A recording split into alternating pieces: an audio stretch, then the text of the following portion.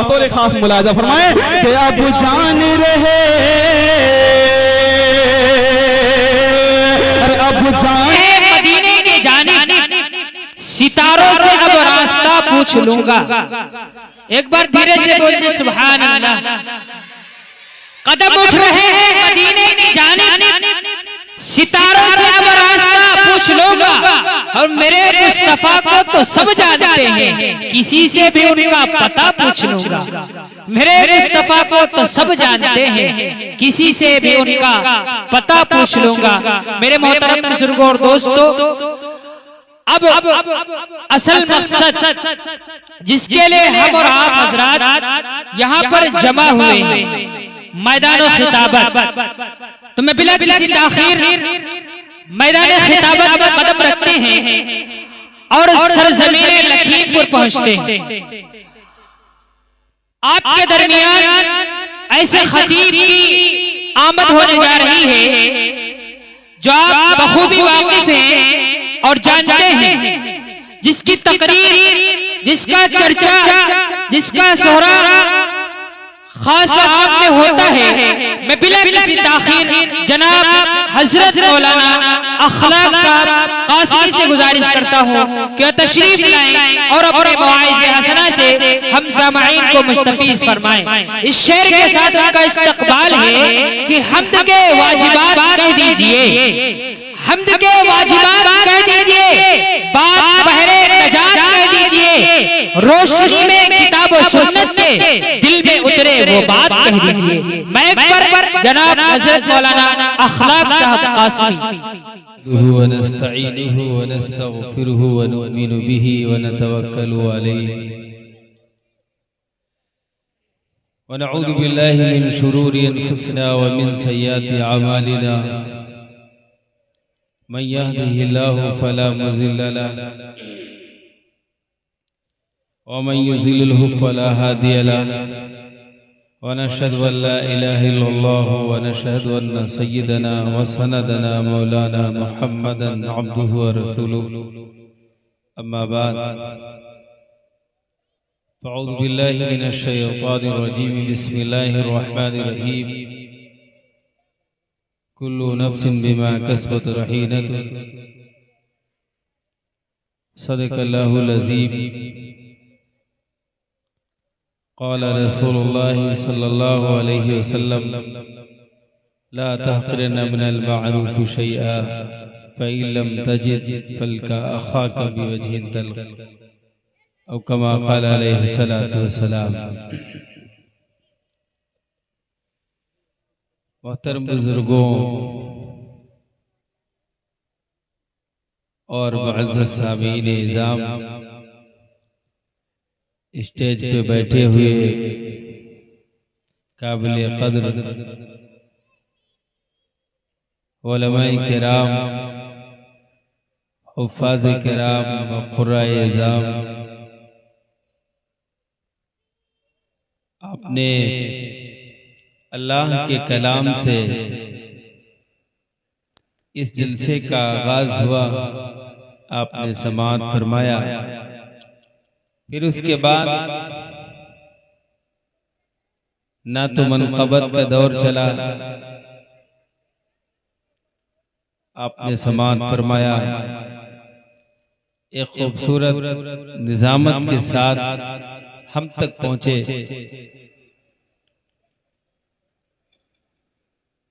अल्लाह से दुआ करें कि अल्लाह ताला इस मुख्तसर से वक्त में कुछ ऐसी बातें कहलवा दे जो हम सब के लिए मुफीद साबित हों।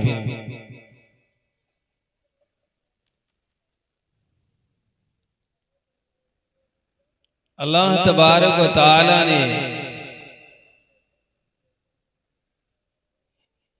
इंसान की पैदाइश के बाद बुलूगत होने तक एक दौर रखा, बालिग होने के बाद जवानी के आखिरी दहलीज तक दूसरा दौर रखा, फिर 45 साल से 60 साल तक तीसरा दौर, फिर 60 साल से ऊपर जाएंगे तो वो दौर आ जाता है जिसमें जहां हमारे इस मुल्क के हुकूमत ने अपने संविधानों के अंदर हमें ये राइट दिया कि हम अपना कंसेशन करा के हर चीज में तकरीबन कंसेशन करा के अपनी खरीदारी कर सकते हैं। यानी सरकार कंसेशन देना शुरू कर देती है कि आपको इसमें इतनी छूट मिलेगी, आपकी ये उम्र हो गई। इसीलिए हुकूमत ने 60 साल भी इसकी भी स्कीम निकाली। ट्रेन पे सफर करो, वहां भी टिकट का होता था, बहुत से सामान है। बिल्कुल इसी तरीके से अल्लाह तबारक व तआला ने बचपन से बुलूगत के उस दौर का भी जिक्र किया। उस दौर के बाद जो जवानी का दौर है उसका भी जिक्र किया। जवानी का जो आखिरी दौर है उसका भी जिक्र किया। और फिर उसके बाद अगर तुम बूढ़े हो जाते हो, अगर तुम्हारी उम्र ज्यादा हो, हम बिक गए हैं, हमारे मौला ने खरीद लिया है। अब हमारा रब जो कहेगा, फरीजा हमारा अखलाक ये है कि हम उस रब के कहने पे चले। क्यों? हम गुलाम हैं, हमको खरीदा हुआ, हम अपने आप को शख्स समझे कि हमें तो खरीद लिया है किसी ने, अब उसी की मर्जी के मुताबिक चलेंगे। बताओ चलोगे? रब की मर्जी के मुताबिक चलोगे? याद रखना, एक दौर होगा जब ये पूछा जाएगा, तुम्हें समझाने वाले लोग तुम्हारे गांव के अंदर समझाने आए थे, तकरीर के जरिए हो या नात के जरिए हो, अपना मैसेज पहुंचाने आए थे, अपना पैगाम पहुंचाने आए थे, लेकिन तुमने एक कान से सुनी दूसरा कान खाली राह निकाल दिया। अभी रमजान आ रहा है, रमजान के मुबारक महीने के अंदर आप देखिए बहुत सारे हमारे नौजवान, बहुत सारे बूढ़े, बहुत सारे बीमारियों का बहाना लेकर ये कहते हैं कि मौलाना साहब क्या बताएं, शुगर बहुत बढ़ा हुआ है, क्या बताएं, हम कभी रोजा नहीं रख पाते इसलिए आदत नहीं है। जाने कैसे कैसे जुमले अख्तियार करते हैं। एक अमल नहीं, सिर्फ नमाज ही नहीं, सिर्फ रोजा ही नहीं, तमाम अमल हो, ज़कात का हो, हज का हो या दीगर वाजिबात हो, किसी भी अमल के अंदर मुसलमान आज खरा नहीं। हजारों बहाने उसके पास मौजूद है। रमजान का रोजा हो और अगर रोजा रखा भी तो कैसे? सहरी के वक्त उठता है बंदा, घर वालों को भी परेशान करता है। रमजान से तकवा पैदा होता है। नफ्स के खिलाफ काम करोगे, नफ्स को मारोगे, अल्लाह का कुर्ब पैदा होगा। रोजा अल्लाह ने दिया कि अल्लाह के करीब हो जाओ, कुर्ब इलाही के लिए अल्लाह ने रमजान का पूरा महीना दिया। अल्लाह के करीब हो जाओ, करीब हो जाओ। कैसे करीब होगे? नफ्स को भूखे रखोगे, नफ्स को मारोगे, अल्लाह ताला ज़ुहद पैदा करेगा, तकवा पैदा करेगा। जब भूखे रहोगे, अल्लाह को याद करोगे। ये एक तरीका बताया। हमारा तरीका क्या है? हम रमजान के महीने में एक तो अलल इत्तलाक की बात कहते हैं। रमजान के महीने में अल्लाह वो खिलाता है जो हम कभी नहीं खाते। कहते हैं सब या नहीं कहते? लेकिन मेरे दोस्तों, अल्लाह इतना न खिलाए कि रमजान का रोजा भारी पड़ जाए, रमजान की तरावी भारी पड़ जाए, रमजान की नमाजें भारी पड़ जाए। होता यही है अक्सर, जब सुबह होती है बीवी को परेशान करते हैं और खाना इतना जम के खाते हैं कि सुबह 10-11 बजे तक डकारें आती हैं जम के। हिफ्ज़ मा तक़द्दुम कर लिया, इश्तरा इतना ज्यादा भर लिया कि उसका असर आधा दिन तक रहे, आधा दिन तक भूख न लगे, प्यास न लगे, और फिर आधे दिन के बाद जब भूख ने परेशान किया, शाम तक रोजा अफ्तार करने तक ये बंदा सोचता रहा कौन सा ऐसा खाना लाए कि हमारी तबीयत खुश हो जाए। अब तबीयत को खुश करने के लिए बाजारों की तरफ जाता है, हमारी तबीयत खुश हो जाए, हमारा पेट भर जाए। यहाँ तक कि ये असर और मगरिब सब उसी के नजर करके आखिर में ये दस्तरखान पे पहुँचता है। मगरिब की अज़ान का इंतजार करता है, दस्तरखान सजा हुआ है, आधे दिन का बदला ये वहाँ अफ्तार में ले लेता है। आधे दिन जो भूखा रहा ना तलाफी माफान कर लेता है, आधा दिन भूखा रहा, आधा दिन उसका बदला ले लिया। और फिर ये जाके मौलवी से शिकायत करता है, मौलाना साहब आपने कहा था शैतान रमजान में कैद हो जाता है, आपने कहा था रमजान हमले नहीं करता, रमजान में शैतान को अल्लाह ताला कैद कर देता है। लेकिन मैं ये देखता हूँ नमाज पढ़ने वाला नमाज़ें भी छोड़ता है, रोजा रखने वाला रोजा भी छोड़ता है। अगर शैतान कैद में है तो ये आखिर इस पे किसका असर है? किसने इसे बताया कि नमाज ना पढ़ो? किसने रोका कि रोजा ना रखो? बताओ, सवाल भी करते हो। किसका जवाब ये भी है कि 11 महीने जहां शैतान तुम्हारे साथ, तुम शैतान के साथ रहते रहते ऐसे नमाज छोड़ने के आदी हो गए, ऐसे अरब से दूर हो गए, 1 महीना अगर शैतान तुम्हारे साथ नहीं रहा तो उसका कोई असर नहीं पड़ेगा। खुद ही आप कप्तान हो गए, खुद ही आप सरदार हो गए। 1 महीना रहे ना रहे, लेकिन तजर्बा हमारा इतना ज्यादा हो गया कि हम काम कर सकते हैं। दूसरी चीज ये है कि रमजान को जिस तरीके से रखना चाहिए, जिस तरीके से मेरे आका ने रखा, सहाबा ने रखा, अल्लाह ने हुक्म दिया, वैसे आपने नहीं रखा। आप देखिए मगरिब के अफ्तार में इतनी अफ्तारी कर लेते हैं, इतना ज्यादा खा लेते हैं कि ईशा की नमाज पढ़ने का दिल नहीं करता, तरावी पढ़ने का दिल नहीं करता। शैतान की क्या आदत है बच्चों? डंडा लाना चाहिए, रखा है, परेशान ना हो।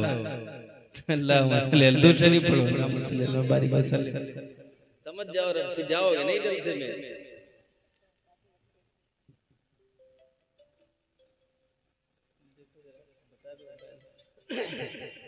मैं क्या कह रहा था? अब सुस्ती आ जाती है, ये भी सोचता है आदमी 20 रकात नमाज है, 17 ये है, ये 17 पढ़ना, फिर 20 रकात पढ़ना। अब शैतान कह रहा कि इतनी नमाजें बड़ी मुश्किल बात है। खाना जो खा के अभी उठे इसने भी पूरा असर दिखाया। ईशा भी गई, तरावी के डर से ईशा भी चली जाती। खाली ईशा हो तो आदमी जाके पढ़ ले, अब ईशा तो पढ़ ले लेकिन तरावी गले लगी हुई है, अब कैसे ईशा पढ़े? तरावी की डर से ईशा भी गई, लेकिन क्या करें, इतना जबरदस्त खाने का असर है, उठा नहीं जा रहा है, बैठा नहीं जा रहा है। तो मेरे अजीजों, अगर ऐसा खाना खाओगे तो रमजान के रोजों का क्या असर होगा? सहरी इतनी खाओगे, कभी कभी मुंह से बाहर डकार आ जाए, निकल जाए खाना, इतना ज्यादा ठूस के खाओगे तो फिर रोजे का असर क्या होगा? यही हाल नमाज में है। ईद की नमाज, जनाजे की नमाज कभी कभी होती है ना, ये सब ईद की साल में 2 बार आ गई, ईद और बकरीद। और अगर जनाजे की नमाज हुई, जब कोई मरा रिश्तेदारी में, अपने गांव में, कहीं अजीजों का, तब कहीं जाना हुआ। अब इन नमाजों में नियत करना मुश्किल है, नियत करना तो मुश्किल है।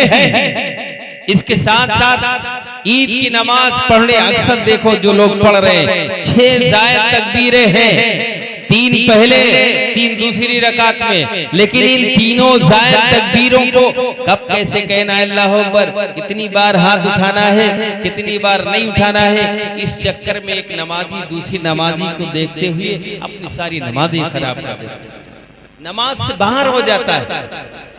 वो देखता है कि बगल वाला अब उठा रहा या गिरा रहा, अब क्या कर रहा है, इसके बाद क्या करना है। कभी वो अल्लाह अकबर करके हाथ उठा रहा और ये सीधे रुकू में खड़ा है, बैठा है, लेटा, चला गया रुकू में।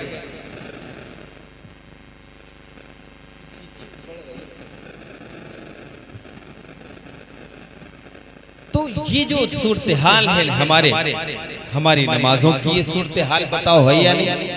अब जनाजे की नमाज आप पढ़ने जा रहे हो, कितनी चीजें जरूरी हैं?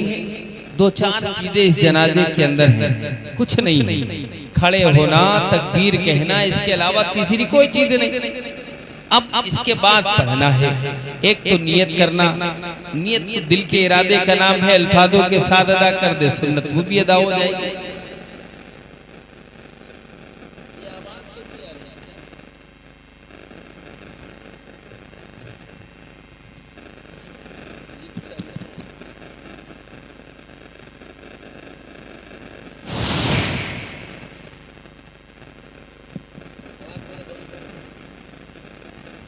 चलो दूसरी पढ़ो भी।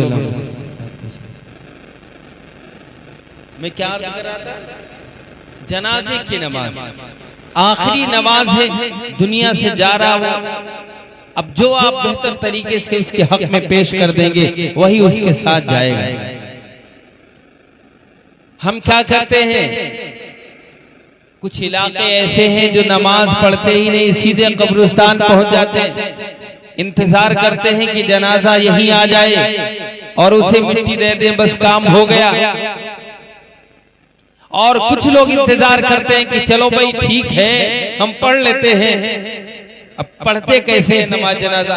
इतना बड़ा मजमा बैठा है, इस मजमे के अंदर हर शख्स अपना जायजा ले कि जब हम नमाज पढ़ते हैं नमाज जनाजा, तो उस जनाजे की नमाज में हम कैसी नियत करते हैं और किन किन को याद होता है। यहाँ तक कि मैंने देखा अल्लाह अकबर कहना जरूरी है, जिसने एक तकबीर भी अपनी जबान से अदा नहीं की नमाज नहीं हुई। लेकिन हम खामोशी के साथ इमाम के पीछे हो गए, अब खामोशी के साथ नियत बांध के खड़े हैं। इमाम अल्लाह अकबर कह रहा, लेकिन हम कह रहे नहीं, हमें बोलना नहीं है। दुआ पढ़ ली तो पढ़ ली, अगर नहीं याद हुई तो अल्लाह अकबर भी नहीं कहते। दुआएं पढ़ना वो तो सुन्नत है, दुआ नहीं पढ़ी लेकिन तकबीर कहना तो वाजिब है। तो बताओ, जनाजे में शरीक होके जनाजे का तरीका सीखोगे इंशाल्लाह। अल्लाह अकबर कहना, खड़े होना ये जरूरी है। अल्लाह अकबर इमाम के बाद मुक्तदियों का आहिस्ता कहना, आहिस्ता कहिए, आप हंगामा मत चाहिए, आहिस्ता कहना जरूरी है। दुआएं पढ़ ले अगर तो और अच्छा है। ये एक अमल की बात नहीं। इसी तरीके से हज का ले लो। हज के बारे में अल्लाह ने माल दिया, लोग मालदार कहने लगे। बसा औकात तो लोगों के ताने सुनने की वजह से लोग हमें कहेंगे ये मालदार शख्स है, अगर ये चाहे हज कर ले, अगर ये चाहे तो ये दूसरों को हज करा दे, लेकिन ये हज नहीं कर रहा है, ये कंजूस मुसलमान है, बखील कहा जाएगा। ये दुनिया के तानों के डर से ये फार्म डाल देता है, हज करने का इरादा कर लेता है, अब हज करने के लिए रहा है। अब जानना भी जरूरी है, इलाके वाले भी इसके पास जमा हो, मालदार समझ के। गरीब लोग भी आएंगे, अगर नहीं तो हमें कौन हाजी कहेगा वापसी में। अब ये हंगामा करता है, अपने घर पे खाने का इंतजाम करता, इसके अंदर भी बड़ी शोहरत, बड़ी रियाकारी का मामला करता है। जाने कितने माले फूल डाल के ये हज हाउस पहुंचता है। वहां जब रुखसत होता है तो वहां से भी बड़े अजीब अजीब नखरे करता है। गए हज हाउस में, बयान हुआ काफी, मैंने देखा वहां भी जायजा लेकर 2-2, 2.5 घंटे बयान हुआ। 2.5 घंटे बयान होने के बाद जब एक से खड़े होकर पूछा, भाई बताइए आप क्या समझे हज के इस बयान से कि हज में कौन सी चीजें फर्ज हैं और क्या नहीं है जरूरी। वो कहने लगा, मौलाना साहब मैं कायदे से नहीं सुन पाया, एक बार और बता दीजिए, एक बार और बता दीजिए। हमने कहा मैं 1000 बार बताऊं लेकिन समझ में नहीं आएगा। ये सन 2013 की बात है। मैंने उसी वक्त एक मुख्तसर सा पर्चा लिखा था, अल्हम्दुलिल्लाह खूब चला। हज के ताल्लुक से मैंने किताब भी लिखी, तकरीबन 350 सफ़े की है। अल्हम्दुलिल्लाह अल्लाह ने काम लिया। उसके ताल्लुक से मैंने उसमें लिखा और फिर कुर्बानी के ताल्लुक से भी लिखा। तो ये मैंने महसूस करके लिखा कि घंटे 2 घंटे का बयान हो जाए लेकिन समझ में कुछ नहीं आता। तो हज करने के अंदर क्या जरूरी चीजें हैं। फराइज 5 दिन, हज के 5 दिन सिर्फ होते हैं, पहला, दूसरा, तीसरा, चौथा, पांचवा। एक दिन में क्या करना है, कितने फर्द हैं वो याद कर ले, दूसरे दिन में तीसरे, बहुत आसान है। लेकिन हज जाने वाले भी, आप जानते हैं मुझसे ज्यादा कि जो भी जाने वाले हैं अगर वो वापिस आ गए हज करके, ये तो हाजीपुर ही माशाल्लाह पूरा गाँव ही है, यहाँ तो किसी से भी पूछा जा सकता है ना, ये तो पूरा गांव ही हाजी है, हाजीपुर। तो अगर आप आने वाले हाजी से पूछो कि भाई हज में कितने फर्द हैं, कितनी जरूरी, कितने वाजिबात हैं, सच कह रहा हूं वो बता नहीं पाए, वो नहीं बता पाए।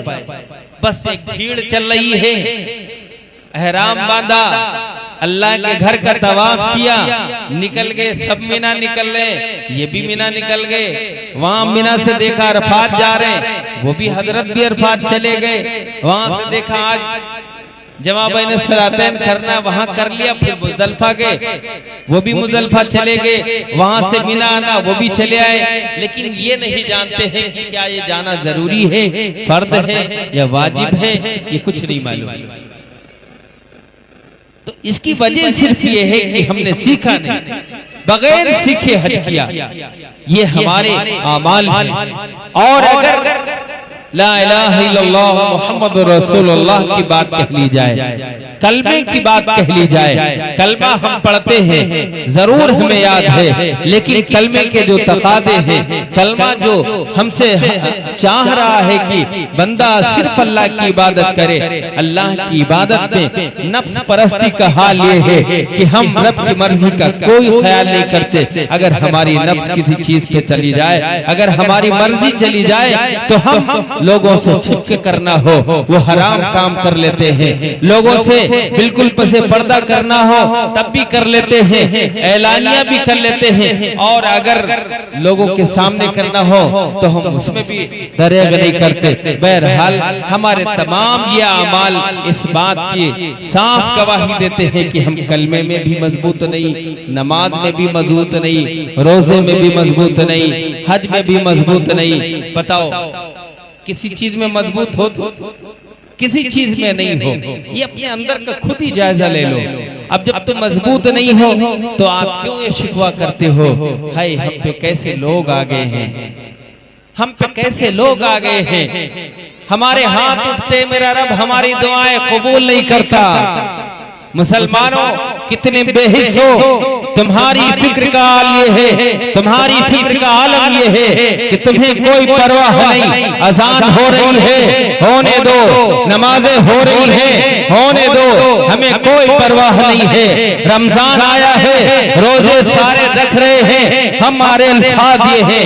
ऐसे कुछ गुमराह लोग हैं जो कहते हैं नऊजुबिल्लाह, जिनके घर खाने के न हो वो रोजा रखे। हाँ, अगर हज आया है, पैसा हमारे पास मौजूद है, हमारे जहन और दिलो दिमाग के अंदर ये बात चलती है, अगर हम 1-2 लाख नहीं 4 लाख हज में लगते हैं, 4 लाख अगर हम अल्लाह के रास्ते में खर्च कर देंगे, हज पे चले जाएंगे, ये फरीदा अदा करेंगे, फुला से मैं गरीब हो जाऊंगा, ये मालदार जो मेरे सर पे लेबिल लगा है, मालदारी का लेबिल हट जाएगा, गरीबी आ जाएगी। ओ मुसलमान के बच्चे, अगर तुझे दायरे इस्लाम के अंदर रहना है, ये भी सीख ले। मेरे आका ने फरमाया है, हज करने से मुसलमान गरीब नहीं होता, ज़कात देने से मुसलमान गरीब नहीं होता, ज़कात देने से, हज करने से मुसलमान मालदार होता है। मैं नहीं कहता हूँ, मेरा रसूल कह रहा है, मोहम्मद अरबी सल्लल्लाहु अलैहि वसल्लम फरमा रहे, अगर तुम मोहम्मद के मानने वाले हो, यकीन पैदा करना होगा, रब के इस अम्र के मुताबिक तुम्हें जिंदगी गुजारनी होगी हर हाल में। कि मेरा रब कह रहा तो 100% कामयाबी है, और हम मालदार होंगे, गरीब हो ही नहीं सकते। ये यकीन बनाना होगा। इसी यकीन के लिए मेरे मुसलमान भाइयों, इसी यकीन के लिए मेरे सहाबा ने कितनी परेशानियां उठाई।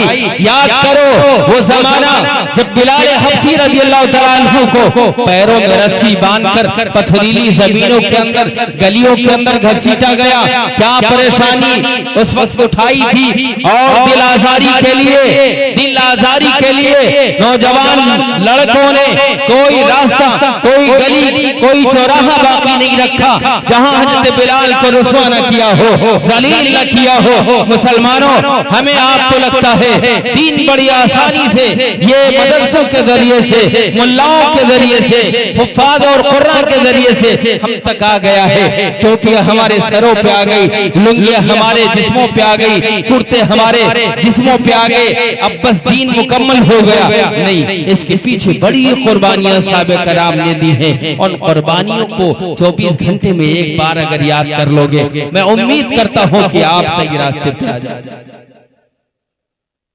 याद करोगे इंशाअल्लाह, याद करोगे। मेरे आका ने इस हदीस के अंदर फरमाया, कोई भी मेरी सुन्नत हकीर नहीं है, कोई भी सुन्नत हकीर नहीं है। तुम बताओ सुन्नतों को हकीर समझोगे? ये फराइज का मसला हो गया जो मैंने बताया।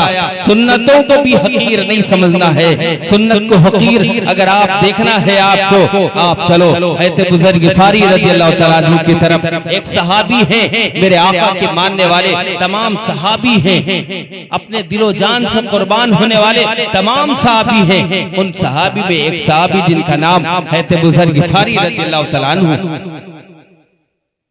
सुन्नत से मोहब्बत देखिए। आपका जमाना गुजर गया, खलीफा हजरत अबू बकर सिद्दीक रज़ियल्लाहु तआला अन्हु हुए। आपका भी जमाना गुजर गया, खलीफा हजरत उमर रज़ियल्लाहु तआला अन्हु हुए। आपका भी जमाना गुजर गया, खलीफा उस्मान गनी रज़ियल्लाहु तआला अन्हु हुए। कैसे सहाबी हैं, आप इनसे अंदाजा लगाइए।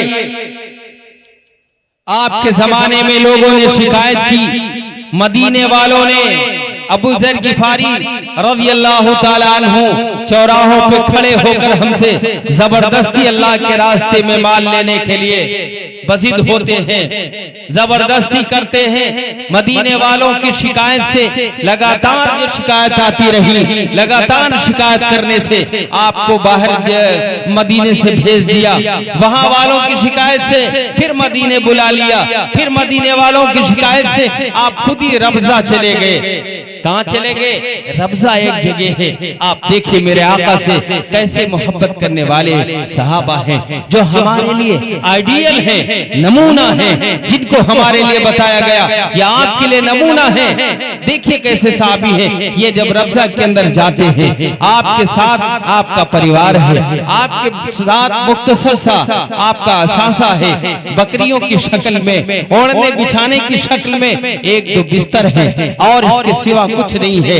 ये बाहर जाके पड़ गए शहर से कि यहाँ मुझे कोई नहीं मिलेगा। मैं किसी से ये नहीं कहूंगा कि भाई अल्लाह के रास्ते में माल निकालो। मैं किसी पे फतवा नहीं दूंगा कि कल के खाने का इश्तरा खाना रखना जायज नहीं है। मैं ये नहीं बताऊंगा कि 4-10 दिन का खाना इश्तरा रख लेना नाजायज है। ये सोच कर ये शहर से बाहर चले गए। शहर से बाहर जाने के बाद अपनी बीवी से कह रहे हैं, देखिए अनकरीब मेरा इंतकाल होगा, मेरे इंतकाल में मेरे जनाजा पढ़ाने वाले लोग मदीने से आएंगे, कफन और दफन का इंतजाम करने वाले लोग भी मदीने से आएंगे। बड़ी मुबारक जमात होगी।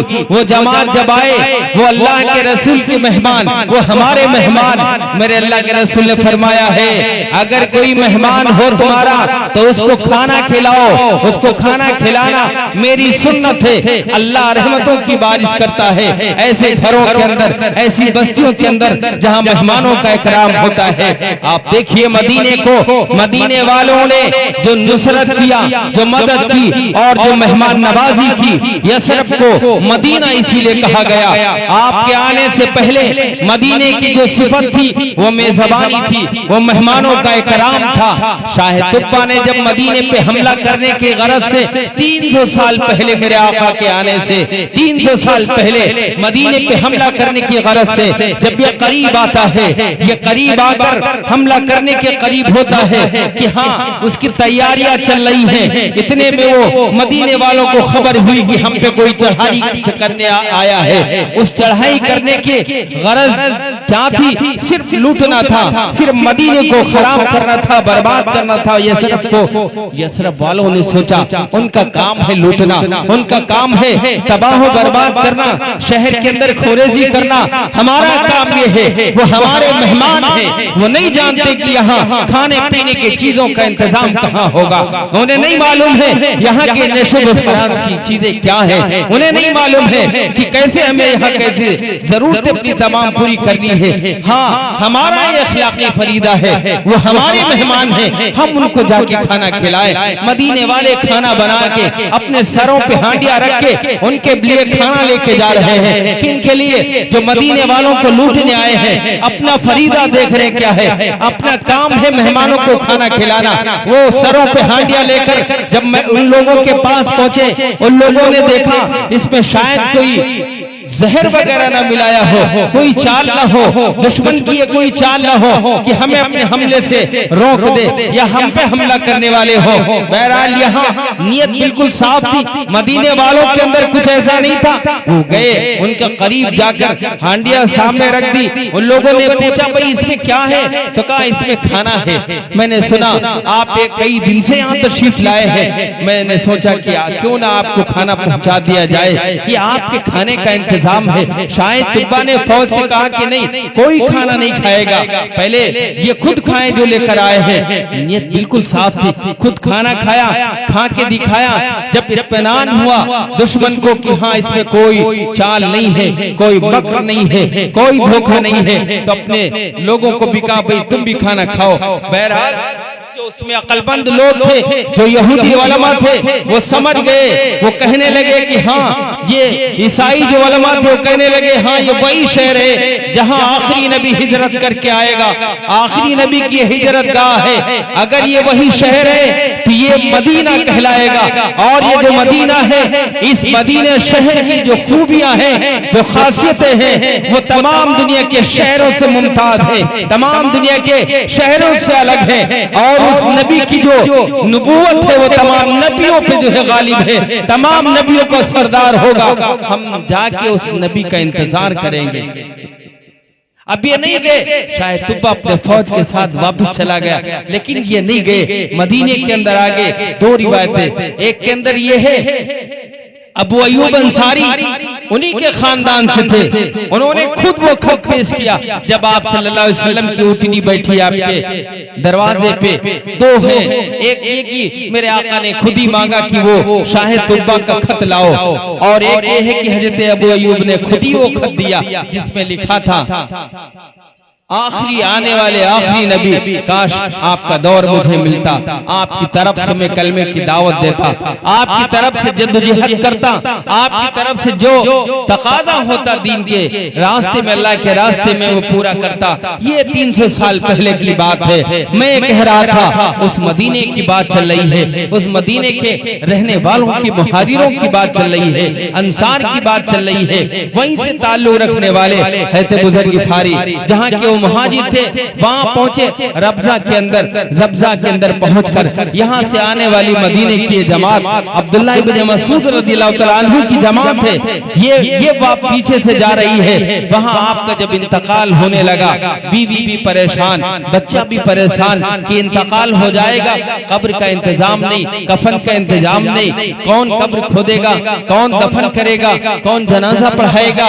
ये बड़ी फिक्र दामनगीर थी आपके अहले खाना को, आपकी बीवी को, आपकी बेटी को। बहरहाल ये सारी चीजें महसूस कर रहे थे। हज़रत बुज़ुर्ग गिफ़ारी रज़ियल्लाहु तआला अन्हु कहने लगे बेटा कोई गम न कर, बीवी कोई गम न कर, मेरे बाद दो जमात, एक जमात अब्दुल्लाह इब्न मसूद की तरफ बताए, एक जमात वो आएगी जो कफन दफन का भी इंतजाम करेगी, एक जमात वो आएगी जो नमाज जनाजा भी पढ़ाएगी। कोई फिक्र न करो, हमारा जनाजा ले जाकर शाह राह रख देना, और उस रास्ते पे जो मुसाफिर गुजरे उन मुसाफिरों से कह देना यह बुज़ुर्ग गिफ़ारी का जनाजा है, इसे पढ़ते जाओ। मैयत ने यह वसीयत की थी, अब मुसाफिरों को वसीयत कर देना। ये कौन है? यह बुज़ुर्ग गिफ़ारी वो है जो कभी मेरे आका के इतना करीब रहे। अगर कोई सवाल करना होता, मेरे आका फरमाते हैं कभी दाएं से सवाल करते, अगर जवाब न मिलता बाएं हाजिर हो जाते, बाएं अगर न मिलता सामने आ जाते, पीठ पीछे आ जाते। इतना करीब जो सहाबी रहा हो, ऐसा जो करीब सहाबी रहा हो, जिसके बारे में जो आता है उस्मान गनी ने कई ओहदे पेश किए, कई रियासतों के लिए वो मुंतखब किया कि अगर आप चाहें वहां चले जाएं, आप चाहें तो फला जगह के गवर्नर हो जाएं, आप चाहें तो वहां का कोई ओहदा ले ले, लेकिन कोई ओहदा कबूल नहीं किया, कोई ओहदा नहीं कबूल किया। वो गए रब्जा के अंदर आखिरी सांसें लेने, आखिरी सांसें वहां ले रहे, और अपनी बीवी और बेटी से कह रहे, अपनी बीवी और बेटी से कि मेरे बाद 2 जमातें आएंगी। बिल्कुल हूबहू यही हुआ। एक जमात आई, आपके कफन और दफन का इंतजाम किया। कफन दफन के बाद आपकी जो है दूसरा जो है तजहीज और तकफीन करके ऊपर जो है तजहीज करके वही जनाजा को गुस्ल दिला के शायर आप पे रखा। हज का ये मौसम था, वहां से मदीने से काफिले चले आ रहे थे, रास्ते में जनाजा रखा हुआ था। बेटी लोगों से कह रही थी कि मेरे बाप अबू ज़र गिफारी का जनाजा है, वसीयत ये की है आने वाले लोगों से जो मुसलमान हो उनसे कहना अबू ज़र गिफारी का जनाजा है, ये जनाजा पढ़ते जाओ। बहरहाल देखिए एक सहाबी की छोटी सुन्नत मैंने एक बताया कि आखिरी सांसें हैं, उस आखिरी सांसों में एक वसीयत ये भी की थी, अपनी बेटी से कहा बेटी मेरे बाद जो ये 2 जमातें आएंगी ये मेहमान होंगी आपकी, इनको खाना खिला के भेजना, ऐसे यूं ही न भेज देना।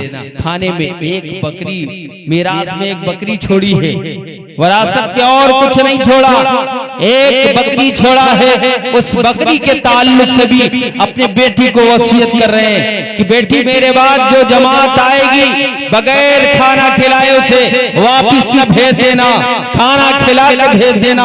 कुर्बान जाओ, ऐसे सहाबा के तुम मानने वाले हो, ऐसे सहाबा की जमात से तुम्हारा ताल्लुक है, ऐसे सहाबा के नाम लेवा हो जिन सहाबा ने आखिरी सांसों में फरमाया कि मेरे नबी की सुन्नत ये है, ये मेरे नबी की सुन्नत अगर अदा ना हुई कल क़यामत के दिन तुम दोनों से पूछेंगे कि मेरे आका की सुन्नत तुमने क्यों अदा नहीं की। किसका?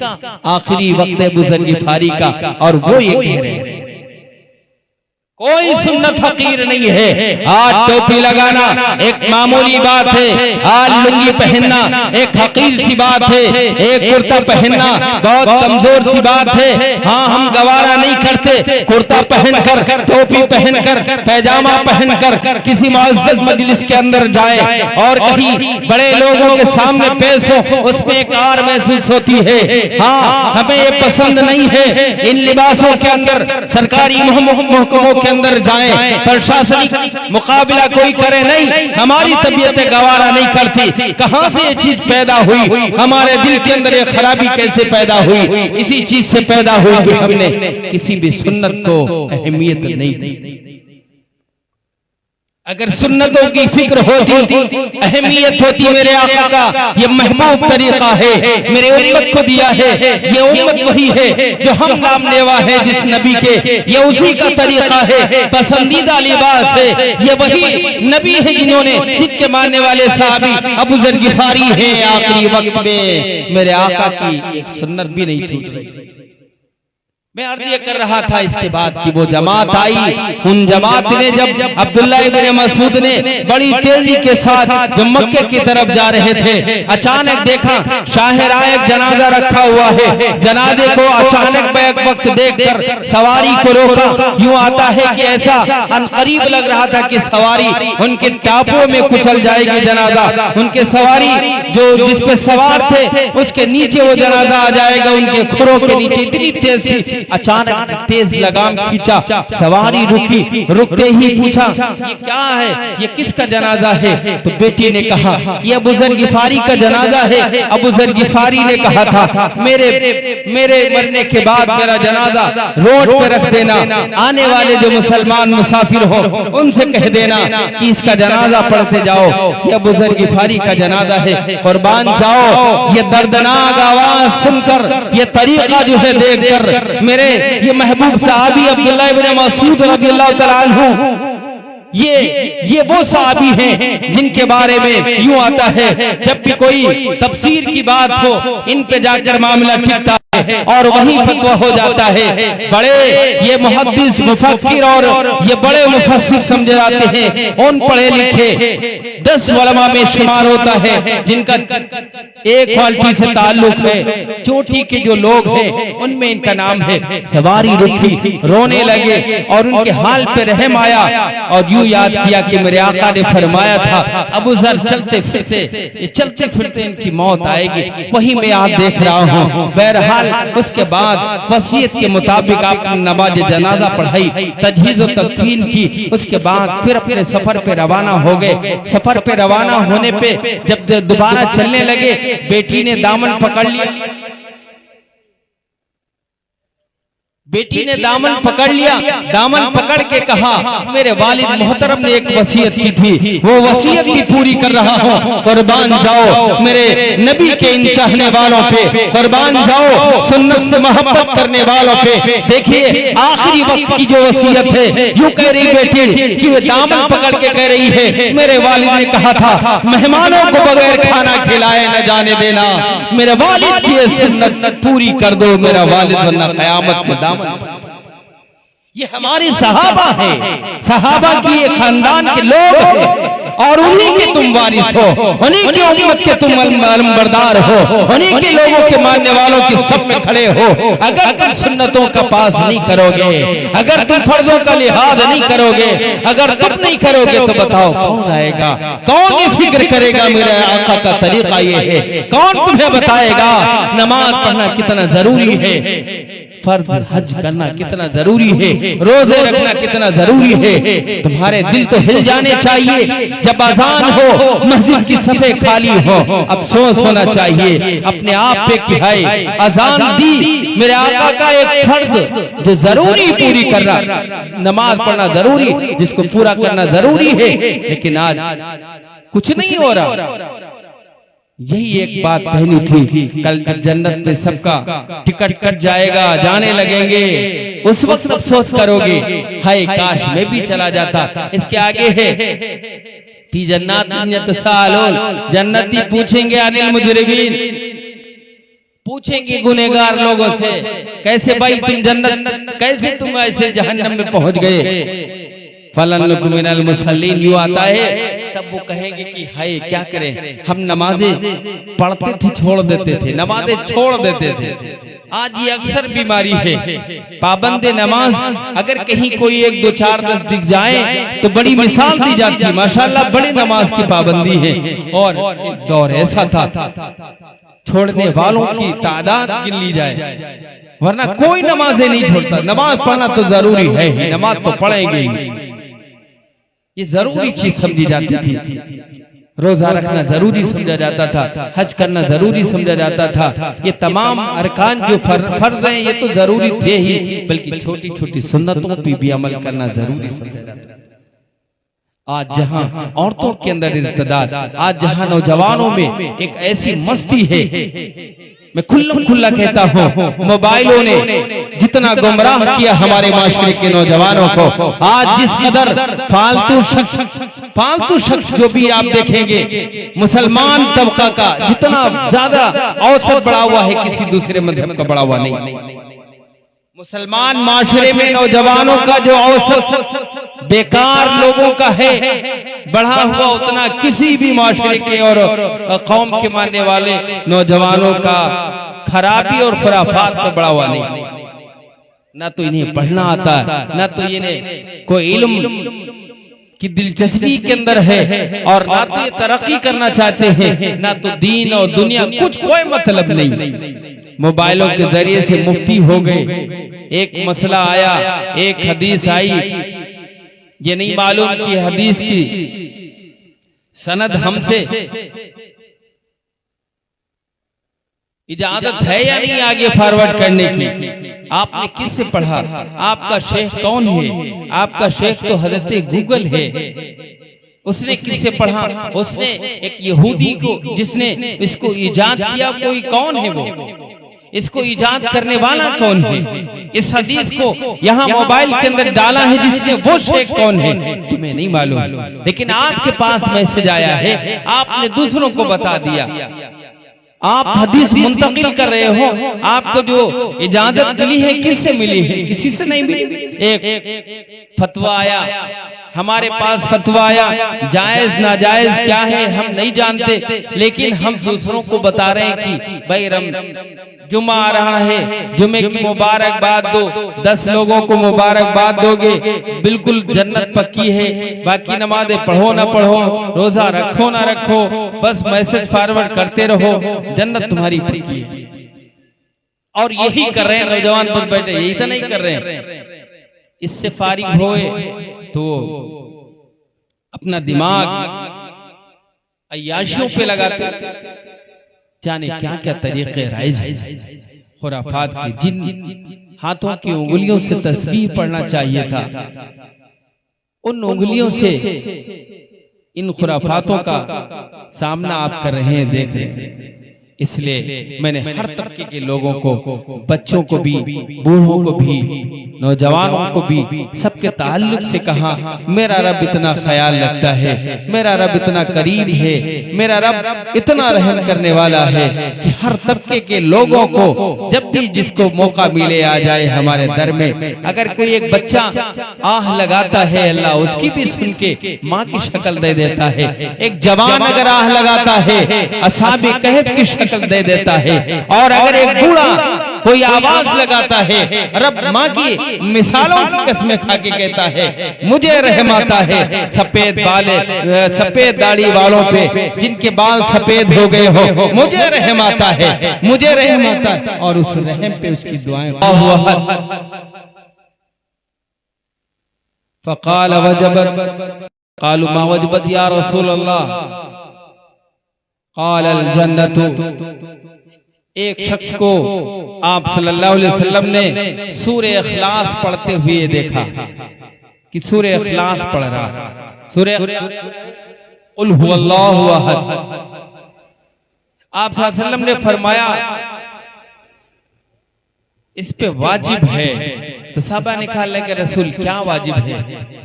अल्लाह के रसूल सल्लल्लाहु अलैहि वसल्लम ने फरमाया जन्नत वाजिब है। सूरे इखलास पढ़ने पे जन्नत वाजिब है। उम्मीद करते हैं इसमें जितने भी बैठे हैं कुल वल्लाह तो सबको याद ही होगा, याद है ना? हाथ उठाओ, देखें कितने लोग। ऊपर वाले नहीं उठाए, ऊपर वाले तो बहुत कुछ याद किए बैठे हैं। कुल वल्लाह वाले उठाए से आपको नहीं याद है? याद करो, याद है माशाल्लाह, सबको याद है लग रहा। कुल वल्लाह भी नहीं याद होगा तो नमाज़ों का क्या हाल है? वही सबसे इतना देना कुल वल्लाह, यही सब है ना? बहरहाल कुल वल्लाह पढ़ो, पढ़ने के बाद मामूल बना लो। जिनके वालिदैन नहीं है, मगरिब के नमाज पढ़ने के बाद इतना तो कर ही सकते हो, एक बार कुल वल्लाह पढ़ लो और अपने वालिदैन को इसका एहसास सवाब। अपने वालिदैन के, और बाप अगर वालिदैन जिंदा है तो उनके वालिद, आपके दादा वो जिंदा है तो उनके, ये तो अमल कर ही सकते हो। इतना आसान अमल करोगे इंशाल्लाह, करोगे। देखिए कितने लोग हैं जो अपने आबा व अजदाद का ख्याल रखेंगे सूरे इखलास के जरिए। करोगे इंशाल्लाह। अल्लाह हमें भी इस पे अमल की तौफीक अता फरमाए। मेरे आका ने फरमाया कि मेरी कोई भी सुन्नत हकीर नहीं है, यहाँ तक कि एक भाई से मुलाकात ही क्यों ना हो खंदा पेशानी के साथ। खंदा पेशानी के साथ मुलाकात करना, जब भी एक मुसलमान दूसरे से मिले सलाम करे, खुश हो, मुस्कुराए। अगर उसके चेहरे पे आपने मुस्कुराहट लाने की कोई ऐसी चीज कर दी जिससे वो हंस पड़ा, तो इसमें भी सदके का सवाब है। और अगर दीन की बात कोई करने वाला आया और उसको न सुन के, जमात वाले पहुंचते हैं आजकल, अंदर से आवाजें खूब आती हैं कि बता दो नहीं है वो घर पे। ये अमल बहुत खराब। फला सद्दका वला सल्ला वलाकिन कद्दबा व तवल्ला सुम्मा दहबा इला अहलिही यतमत्ता। अबू जहल ऐसा किया करता था, नमाजों को झुठलाना, रोजों को झुठलाना, ये सब अबू जहल की आदत है। नमाज से, रोजे से या दीगर फराइज से मुंह मोड़ना, पीठ फेरना, ये अबू जहल का काम है। अबू जहल के तरीकों पे चलकर हम और आप कामयाब नहीं हो सकते। हम घरों में घुसने वाले नहीं हैं। अजान होगी मस्जिदों में जाएंगे, रमजान का महीना आएगा रोजा रखेंगे, मालदार होंगे, हज करेंगे। जब भी जिस चीज का तकादा होगा हमें वो पूरा करना है। इंशाअल्लाह करोगे इंशाअल्लाह। व आखिरु दावाना अनिल हम्दुलिल्लाहि रब्बिल आलमीन।